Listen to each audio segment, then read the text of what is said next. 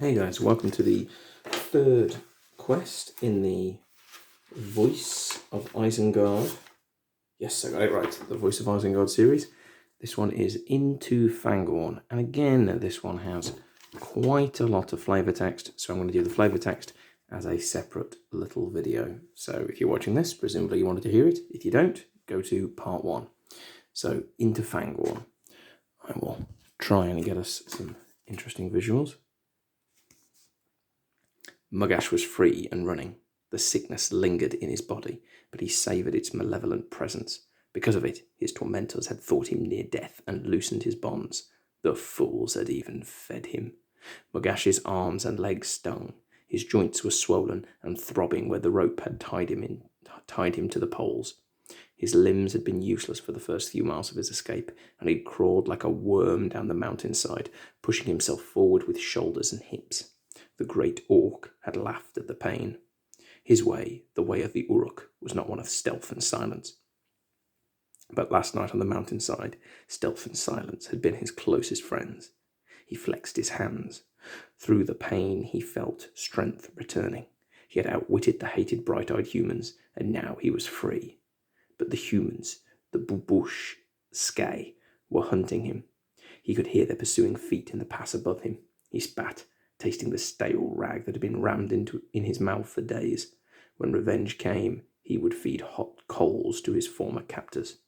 As Mugash thought of his imprisonment, a blood rage almost took him, but he resisted the urge to turn and fight. He knew the skill of these particular Skalug, and fighting them now would be foolish. Mugash was no fool. He'd become chieftain of the southern tribes through more than strength and violence. Vengeance would wait. He'd fight another night. Let's get a closer picture of Mugash. How Mugash wished it was night. The sun had risen, and its vile sharpness was like a blade in his eyes. Even so, the great orc forged on. He'd always prided himself on his resistance to the white eye. Though it hurt him, unlike most of his tribesmen, he endured its vicious glare. Even so, the bright path was hard to see, and the pain was another tax on his punished body. He'd thought of escaping back along the mountain path, but the ice would have slowed him further. Instead, he hobbled east down the mountainside and eastward into the damned rising white eye, into the lower lands, into the trees.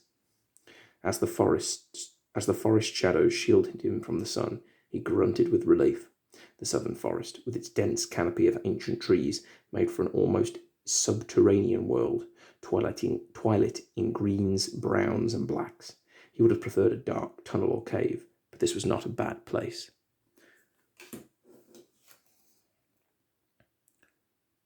The great Uruk took a ragged breath, and renewed energy came to him. He soon disappeared into the shadows of the primordial forest. It would be impossible for the Babush Skalag to find him there. Mugash soon learned he was wrong. The forest was, after all, a bad place. Not far behind, the heroes followed in close pursuit. They'd caught the monster once, and were determined to do it again. Yet even the strongest determination could not stop them from hesitating when they realized that Mugash had ventured into the old forest of Fangorn, a place with a dark and dangerous reputation. As they entered Fangorn, the air hummed with a subtle song of branch and leaf, and the tune was unkind.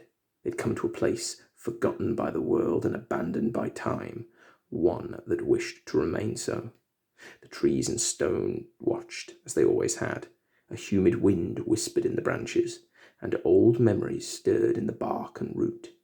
Sleeping things woke from sour dreams, things that hated disturbance, hated the smell of change and steel and fire that clung to the intruders.